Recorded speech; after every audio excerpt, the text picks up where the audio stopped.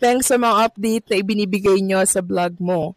Well, hopefully, malagpasan ni Kim ang problema sa pamilya. Tama ang hula niya na may malaking mawawala sa kanya. Naisip ko na may magtangkang mag-trader sa kanya. Yes, na totoo yun. Salamat ni Pau sa pag-alalay kay Kimi. May message kami ni Kimi to Kimi. Alam naming matapang ka, please wag kang mag-isip ng masama. Yung nangyari sa buhay mo ay malalagpasan mo yan. I-pray lang ni God na maging maayos ang lahat. Ang nakakalungkot ay sariling kapatid mo pa ang trumaydor sa'yo. Yun ang masakit. Sige lang, itrust mo lang kay God. Mag-pray ka lang always, Kimi. Don't worry, kami lahat nasa'yo. Sumusuporta. We love you, Kim Chu. Una pa lang, minahal ka na namin. Parang pamilya ang pagmamahal namin sa'yo. Kaya please, maging strong ka. Okay lang yun. Sana happy ang Christmas mo kasama si Pau. God bless you, Kim Pau. Maraming salamat sa komento. Ginang Edeta na doon sa... So sa update po natin ngayon, mas masakit pa po ang inyong matutuklasan about ito mga kakimpaw sa sinampang kaso po ni Chinita Princess laban sa kanyang kapatid. Sobrang nakakapanghinayang itong mga nalaman po natin sa isang abogado mga kakimpaw. So tatalakayin po natin yan. Pero wag kayong mag-alala dahil syempre maayos din po ang lahat. Hanggang dun lang po maayos ang lahat. Pero wala pong mananagot na siyang tatalakayin natin mamaya. Yung tungkol naman po sa hula, Ginang Edetana Donza, yes, napanood ko din po yon sa vlog ni Chinita Princess. Tapos nag-react pa nga po sila Kambini Chu na ay ayoko niyan. Tapos siya po pala yung gagawa mga kakimpaw, no? So nakakalungkot lang mga kakimpaw na ganito po yung nangyari kay Chinita Princess. Ginawa niya naman po yung kanyang best para po makapag-provide at makatulong sa kanyang pamilya, sa kanyang mga kapatid, individually, nabigyan po sila ng magandang buhay, pero bakit ganito pa po yung gante ng isang kapatid niya, 'di ba? Na para bang hindi po siya nagpapasalamat, hindi siya tumatano ng utang loob kay Chinita Princess. Bakit ganun na lamang po gumawa, no? At itapon yung mga pinagsamahan nilang magkapatid. Kahit kasi sa anggulo mga kakimpaw, nakikita natin na mali talaga yung ginawa po nitong sila Cam kay Chinita Princess. Hindi po talaga ito katanggap-tanggap sa kabila po ng ginawa niyang pagtulong at pagmamahal at pagsuporta sa kanyang pamilya. Pero mabuti na lang mga kakimpaw dahil marami pong nagmamahal at sumusuporta kay Chinita Princess, mga kaibigan niya. Ganon din po si Paula Avellino na hindi po siya iniiwanan sa mga kinakaharap niya po na laban sa kanyang buhay. Si Paulo po yung sakse mga kakimpaw na mga pinagdadaanan ni Chinita Princess. Kaya super thankful tayo sa kanya dahil andyan lang lagi siya sa tabi ni Kim Chu. So maraming salamat sa komento, Ginang Edetana Donza. God bless po sa inyo and mag-iingat kayo palagi. So ito na nga pag-usapan na natin mga kakimpaw ang mga topic na nakalap natin sa gabing ito at tunayan na nga nating pag-usapan ng tungkol dito kay Chinita Princess. So si Kim po pala kaya wala po siya sa It's Showtime ng ilang araw dahil nag-live po pala ito sa It's Showtime at yung pagbabalik niya nga ay ngayong araw po ng Lunes. So kanina di ba nakasama natin si Chinita Princess, suot yung kulay white dress na kung saan ibumagay talaga sa kanya, no? Mukha siyang diwata. Marami nga po ang naging masaya niyan mga kakimpaw kasi nakita at napanood na naman po nila sa programang It's Showtime si Chinita Princess. Kasi ilang araw nga naman siyang nagpahinga, ilang araw po siyang nag-relax at nag-isip-isip dahil yan sa mga pinagdadaanan niya po sa buhay. So maraming salamat sa It's Showtime kasi nakasuporta din po siya sa sila sa pinagdadaanan ni Kim Chu. Samantalang para naman po sa sentro ng update natin mga kakimpaw, pag-usapan natin itong isinampa po na kaso ni Kim laban dito kay Lakambini Chu. Ito po yung mas masakit mga kakimpaw nang malaman ko po ito kagabi habang pinapanood ko nga po yung vlog ni OG Diaz tungkol nga dito sa sinampa po ni Chinita Princess na kaso. So ito pa lang sila Kambini Chu ay meron pong binigyan ng karapatan ni Chinita Princess na magkaroon ng access dito po sa bank account ni Kim Chu. Kasi ang nakalagay po sa bank account niya ni Kim Chu ay end and or Lakamchu, 'di ba? So parehas silang may karapatan sa laman po ng bangko na 'yun. Kaya malaya pong makakakuha sila Kambinichi kung magkano po yung gugustuhin nito. So meron pong pinagkonsultahan na abogado itong si OG Diaz tungkol nga dito sa case ni Chinita Princess na pinail na kaso laban dito kay Lakambinichu. So mabilis daw pong madidismiss ang kaso mga kakimpaw dahil doon nga po sa and or na details ng bank account. Binigyan niya po ng permiso sila Kambinichu na makapag-withdraw, makagamit ng pera na laman po ng kanyang bangko.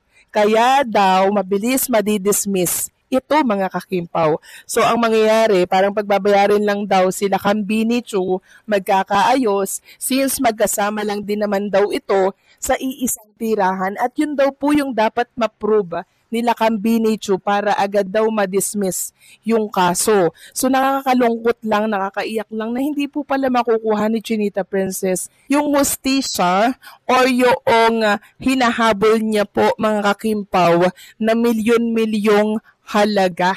Kasi nga po pag nagdemandang magpamilya, mga kakimpaw, halimbawa magkakapatid nga po, 'di ba? Katulad po ng case ni Chinita Princess, agad lang din po yang madidismiss.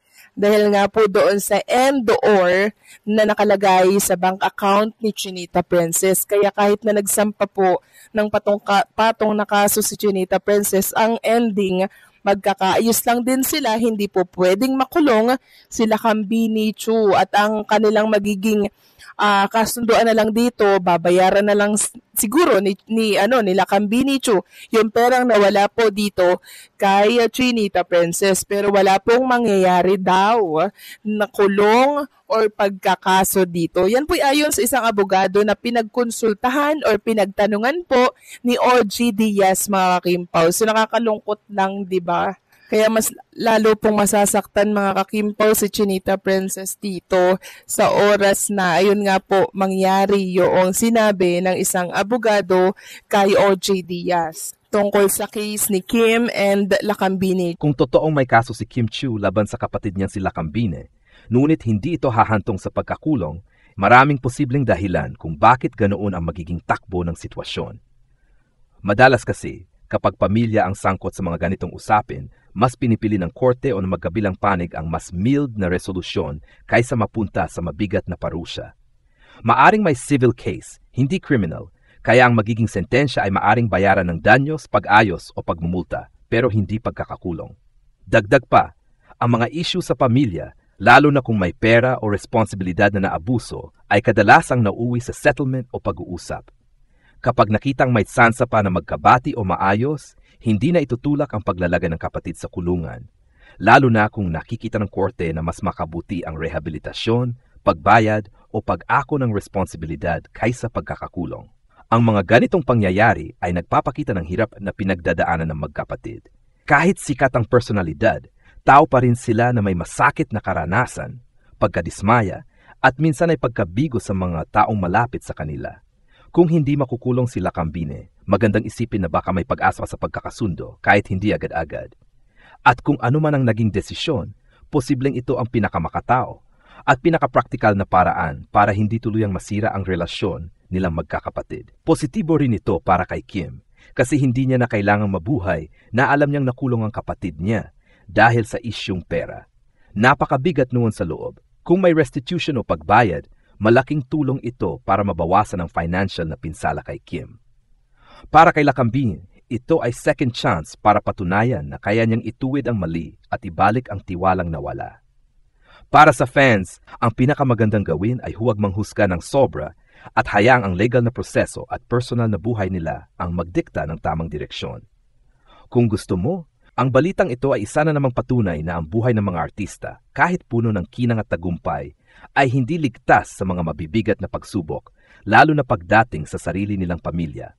Sa kaso ni Kim Chiu at ng kanyang kapatid na si Lakambine, makikita natin ang komplikadong halo ng pagmamahal, pagkadismaya at responsibilidad na sabay-sabay nilang pinapasan.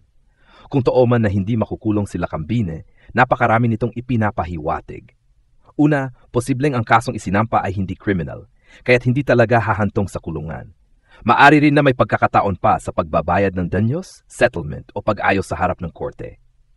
Sa ganitong sitwasyon, malinaw na hindi layunin ni Kim na ipahamak o ipabilanggo ang kapatid niya. Ang gusto lang marahil niya ay maibalik ang hustisya, ang pera at ang respeto na nasira. Pero kahit hindi makukulong si Lacambine, hindi ibig sabihin na magaan ang bigat na kanilang pinagdaraanan. Sa loob ng isang pamilya, ang pinakamalalim na sugat ay hindi nagmumula sa mga estranghero, kung hindi sa mga taong pinakamalapit sa atin. Ang ganitong pangyayari ay siguradong nagdulot ng matinding sakit at pagkalito kay Kim, lalo pat siya ay kilala bilang isang mabait, mapagbigay, at family-oriented na tao. Gayunpaman, ang hindi pagkakaulong ni Lacambine ay maaring tingnan bilang isang pagkakataong magbago, humingi ng tawad, at ayusin ang nasirang tiwala. Maaring ito rin ay paraan ng universo para hindi tuluyang mabasag ang relasyon nila bilang magkapatid. Ang kulungan ay maaring magtapos ng kaso, pero hindi nito inaayos ang sugat. Minsan, ang mas mahalaga ay ang pagbabago ng tao, hindi ang bigat ng parusa. Para kay Kim Chiu, ito ay maaring pagpapagaan ng konsensya. Dahil kahit may nagawang mali ang kanyang kapatid, napakahirap sa isang tao, lalo na sa isang mabait na personalidad, ang makikitang nakakulong ang sariling dugo at laman dahil sa desisyong sarili mong sinimulan. Kung sa huli ay mapili niyang huwag itulak ang kaso hanggang sa maximum punishment, nagpapakita ito ng pagiging makatao, mapagpatawad at may puso. Ano ang mas malalim naman sitwasyong ito? Walang perpektong pamilya, kahit ang mga artista. Ang legal na proseso ay hindi lang tungkol sa parusya, kundi tungkol sa pagpapanagot at pagbibigay ng pagkakataong magbago. Hindi lahat ng kasalanan ay kailangang tumbasan ng kulungan.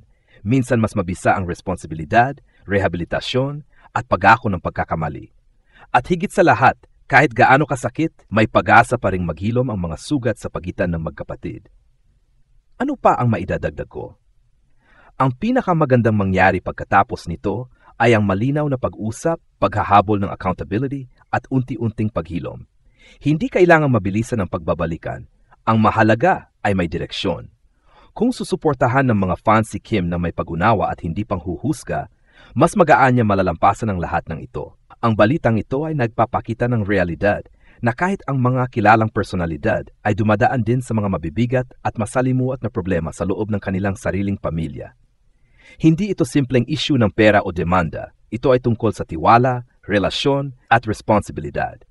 Kung hindi makukulong si Lacambine, malinaw hindi ito simpleng kaso ng may kasalanan dapat makulong. Ipinapakita nito na 1. May legal na proseso na sinusunod. Hindi basta-basta nagpapakulong ng tao ang korte lalo na kung civil case ang isinampa o may posibilidad pa ng restitution, settlement o pagbabayad. Ibig sabihin, hindi ito parusyang criminal na may hatol na kulungan. 2. Posibleng hindi yon ang layunin ni Kim. Halata na si Kim ay taong hindi mapanghiganti. Kung ang focus niya ay hustisya at pag-ayos, hindi paghiganti, natural lamang na hindi niya hayaan na mauwi sa kulungan ng sariling kapatid kung may ibang paraan pa upang ayusin ang sitwasyon. 3. May pag-asa pa sa pagkakasundo. Hindi man ngayon, pero ang hindi pagkakakulong ni Lacambine ay isang pintuan para may tuwid ang pagkakamali, may balik ang pera o ang nasirang tiwala, at mapag-usapan ng mas mahinahon kung kailan pareho na silang handa. Ito ay pahiwatig na hindi pa sarado ang pagkakataon para maghilom ang kanilang relasyon bilang magkapatid. 4. Mas mabigat ang emosyonal na sugat kaysa anumang parusa. Sa totoo lang, ang pinakamalaking epekto kay Kim ay hindi ang kaso, kung hindi ang sakit na nanggaling sa mismong pamilya. At minsan, ang emosyonal na hirap ay mas mabigat kaysa anumang kulungan. Sa kabuuan, ang sitwasyong ito ay hindi tungkol sa paglabas-masok sa kulungan. Mas malalim ito.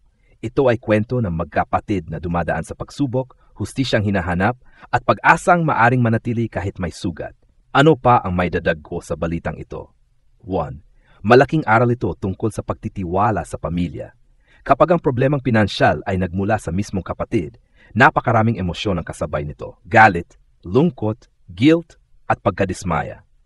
Ang sitwasyong ito ay nagiging paalala sa lahat na kahit gaano kalapit ang tao sa iyo, mahalaga pa rin ang malinaw na usapan, boundaries, at transparency. 2. Posibleng umabot ang isyong ito sa counseling o mediation. Kung hindi makukulong si Lacambine, maaring idaan ang problema sa mediation, family counseling, o legal settlement. Ito ay mas makatao at mas nakatuon sa pag-aayos, hindi pagwasak. Malaki ang epekto nito kay Kim bilang public figure. Si Kim ay nasa spotlight, kaya bawat pangyayaring personal ay nagiging pambansang usapan. May pressure siya na manatiling matatag. May pressure siya na gawing maayos ang anumang desisyon niya, kahit pribado naman ang issue. Dagdag stress ito sa kanyang mental at emotional health.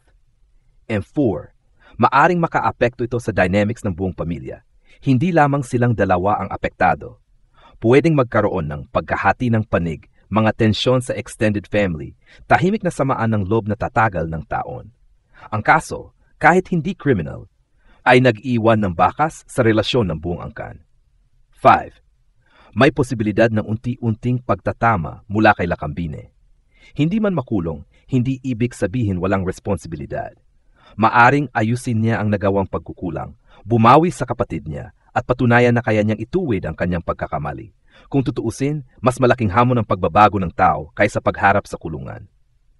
6. Maaring maging inspirasyon ito sa ibang magkakapatid na may kahalintulad na problema. Maraming pamilyang Pinoy ang dumadaan sa ganitong tensyon, pagkakaperahan, masamang desisyon ng isang kaanak at mabibigat na samaan ng loob.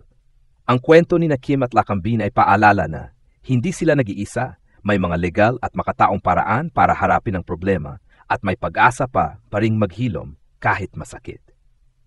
Higit sa lahat, ang respeto at pagmamahal ay hindi ganun kadaling burahin. Kahit masakit ang nangyari, kapatid pa rin ang kapatid. At kadalasan, ang puso ay laging naghahanap ng paraan para maibalik ang koneksyon kahit hindi pa ngayon.